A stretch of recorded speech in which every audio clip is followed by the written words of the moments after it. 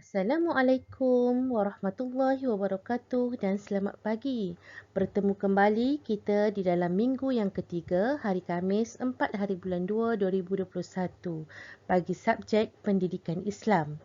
Okey, untuk minggu ini kita akan mengikuti pelajaran Jawi di bawah tajuk Wawasan Negaraku. Baik, unit yang pertama ini ialah tajuk Sains dan Teknologi. Disediakan oleh Ustazah Nur Ashikin binti Ahmad. Baik, sebelum kita memulakan pelajaran kita, marilah kita sama-sama membacakan doa penerang hati dahulu. Baik, angkat tangan semua murid-murid. Bismillahirrahmanirrahim. Allahumma ftah alaina hikmataka wanshur alaina min ghazaini rahmatika ya arhamar rahimin. Amin. Baik, objektif pembelajaran kita pada hari ini ialah yang pertama, murid dapat membaca teks dengan betul. Yang kedua, murid dapat menulis semula teks dengan betul. Dan yang ketiga, murid dapat mengenal pasti perkataan pinjaman bahasa Inggeris dengan betul.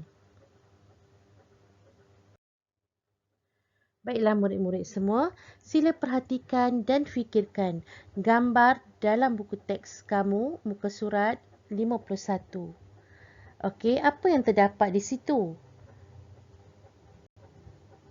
Ada 5 gambar yang terdapat di muka surat tersebut. Transformasi dunia kini. Okey, apa yang ada di gambar yang pertama? Gambar yang pertama ialah aero angkasa. Yang kedua, penyelidikan mikrobiologi makanan. Gambar yang ketiga, teknik HIFE. Gambar yang keempat, lingkungan pembelajaran virtual. Dan gambar yang kelima ialah automasi. Baik, kelima-lima gambar ini, jika kita lihat, ia adalah transformasi dunia kini. Betapa canggihnya teknologi dunia pada masa kini yang tidak ada pada zaman dahulu. Baiklah murid-murid, hari ini kita akan membaca petikan berkaitan tajuk forensik di Malaysia. Ustazah harap kamu dapat melihat buku teks kamu di muka surat muka surat ke-52. Kita baca sama-sama. Baik, forensik di Malaysia. Forensik merupakan satu bidang kerjaya yang terdapat di Malaysia. Unit ini membantu pihak berkuasa menyelesaikan isu jenayah yang berlaku di negara ini. Mereka perlu mengenal pasti dan menganalisis bahan bukti yang diperoleh di tempat kejadian sebelum menyabitkan kesalahan jenayah terhadap individu yang terlibat dalam kes tersebut. Okey, kita pergi ke petikan yang seterusnya. Terdapat beberapa jabatan yang terlibat dengan bidang forensik di Malaysia, antaranya Kementerian Kesihatan, Polis Diraja Malaysia serta Jabatan Bomba dan Penyelamat. Antara bidang forensik pula ialah perubatan forensik, sains forensik, radiologi forensik, clinical forensik dan histologi forensik. Bidang tugas ahli forensik ini berbeza-beza mengikut kepakaran mereka dalam menganalisis bahan bukti yang diperoleh. Okey, kita pergi ke petikan yang seterusnya. Contoh kes yang dikendalikan oleh forensik ialah pembunuhan, kecurian, pembuangan bayi dan pengedaran dadah. Kes ini akan disiasat mengikut bahan bukti forensik yang ditemui pada badan manusia, objek atau sesuatu yang terhasil di tempat kejadian. Berdasarkan bahan bukti tersebut, unit forensik akan membuat siasatan. Terdapat beberapa peralatan saintifik yang digunakan untuk membantu mendapatkan keputusan analisis yang tepat, seperti peralatan yang digunakan di Jabatan Kimia Malaysia. Antaranya ialah kromatografi gas dengan mass selective detectors.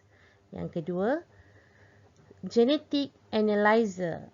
Melalui pelbagai proses siasatan yang dijalankan, unit forensik dapat mengesan dan mengenal pasti individu yang terbabit dengan kesalahan jenayah. Baiklah murid-murid telah mendengar bacaan daripada Ustazah dan Ustazah harap murid-murid dapat mengikuti pembacaan tersebut. Okey, di dalam buku teks kamu, petikan itu, kamu boleh lihat dan kamu ikut pembacaan yang telah Ustazah lakukan sebentar tadi. Setelah siap pembacaan kamu, maka kamu diminta untuk menyiapkan latihan jawi yang pertama, iaitu murid-murid perlu menyalin petikan di bawah dengan betul dan kemas di dalam buku tulis.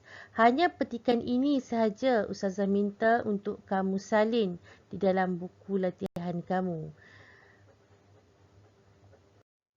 Baiklah, latihan jawi yang kedua pula ialah berdasarkan petikan di atas, cari 15 perkataan pinjaman bahasa Inggeris.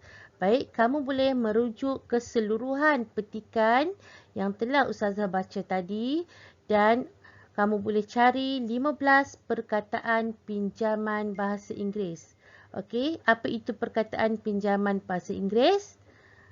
Perkataan pinjaman bahasa Inggeris ialah perkataan yang kita pinjam dan masukkannya di dalam bahasa Melayu. Kita daftarkan perkataan bahasa Inggeris itu digunakan di dalam bahasa Melayu.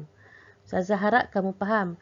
Okey, sebagai contohnya individu. Okey, individu berasal daripada perkataan bahasa Inggeris. Tetapi kita ambil perkataan tu dan masukkan dalam kosakata bahasa Melayu.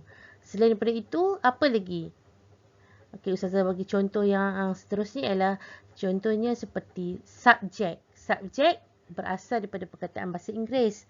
Tapi kita pinjam perkataan tersebut dan masukkan dia, jadikan dia perkataan bahasa Melayu. Baik, Ustazah harap kamu dapat mencari 15 perkataan pinjaman bahasa Inggeris di dalam petikan tersebut. Okey, sebenarnya Ustazah telah mencari sendiri perkataan pinjaman tersebut. Lebih kurang 20 perkataan yang Ustazah perolehi daripada petikan tersebut. Jadi Ustazah minta kamu hanya mencari 15 perkataan pinjaman bahasa Inggeris sahaja. Baiklah, itu sahaja pembelajaran kita pada hari ini. Jumpa lagi pada minggu hadapan. Ilal liqa wa ma'assalamah. Assalamualaikum warahmatullahi wabarakatuh.